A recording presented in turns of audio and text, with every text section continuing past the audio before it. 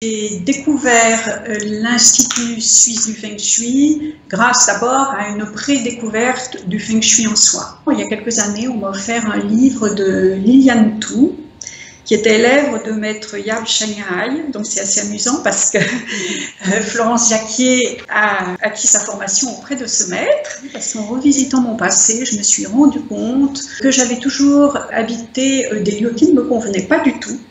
Et les expériences ont été très très négatives, avec l'envie donc de me dire maintenant j'ai plus envie de ça, j'ai envie de changer. Je me suis tournée naturellement vers Internet et je suis tombée sur le site de l'Institut suisse du Feng Shui, que j'ai trouvé très bien fait. Il y avait tous les éléments essentiels, le parcours de Madame Jacquier qui était particulièrement intéressant. Quand j'ai voulu changer de logement, j'ai demandé une consultation. Ce que j'ai trouvé de superbe dans cette consultation, c'est que Madame Jacquier m'a fait une proposition très pragmatique.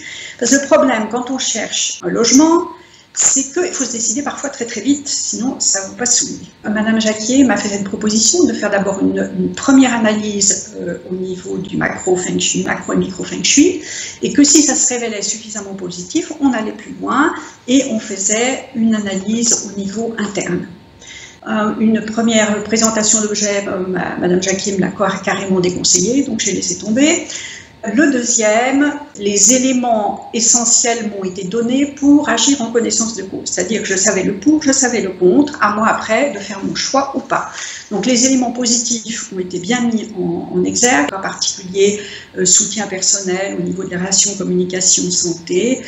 Dans ce dernier objet, je trouvais enfin quelque chose qui n'était pas négatif, parce que mon dernier logement était vraiment très très négatif. Donc voilà, je me suis décidée sur les bases qui m'ont été données. Donc on a fait la deuxième analyse au niveau de l'interne, et là je dois dire aussi que j'ai été très agréablement surprise parce que c'était bien explicité, que c'était bien structuré, et tous ces schémas, ces tableaux qui vous permettent de mettre en application pratique. On m'a demandé de définir mes objectifs, et ça j'ai trouvé que c'était très bien, parce que les objectifs des uns ne sont pas ceux des autres. Mon objectif, c'est de la recherche de l'harmonie et de la sérénité, un bon équilibre entre santé, relations, oui, harmonie, sérénité, etc.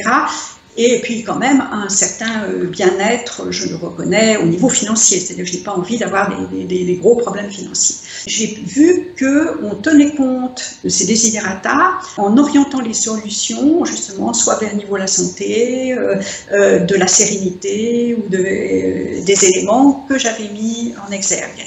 Et ce que j'ai trouvé aussi très bien, c'est qu'il n'y a pas eu qu'une solution qui m'a été donnée. Et là, j'ai trouvé plusieurs solutions donc, qui m'ont permis de trouver quelque chose auquel je pouvais adhérer pour la direction et l'aménagement. On m'a bien mis en garde que le choix que j'avais fait au niveau de ma chambre à coucher n'était pas le bon. J'ai compris pourquoi et j'y ai renoncé. On le verra après pour mon plus grand bien.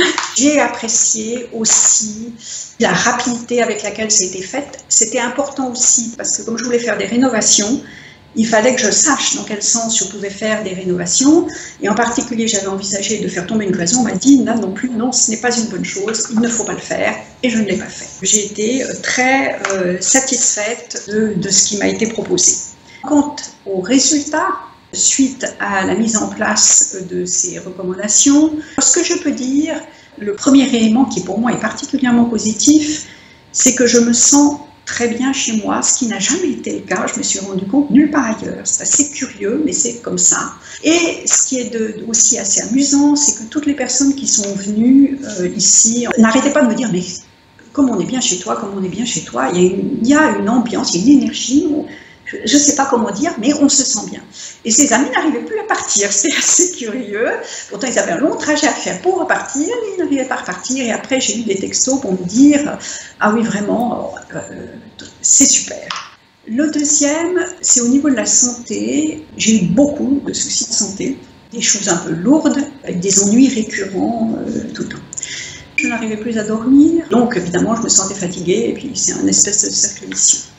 Là, je dois dire que les insomnies ont disparu, je dors bien, et les soucis de santé semblent s'estomper, et j'ai l'impression d'être dans un train de positif. Également, quand je revisite le passé, je me suis rendu compte que dans tous les appartements, j'étais toujours soumise soit à des événements lourds, soit à des tracas quotidiens, répétitifs, minants, parce que à peine j'avais résolu l'un, il y en avait un autre qui arrivait, etc. derrière.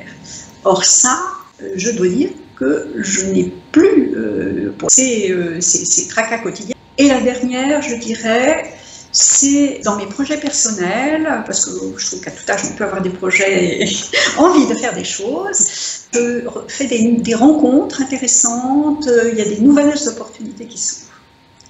Voilà, ça c'est vraiment très chouette.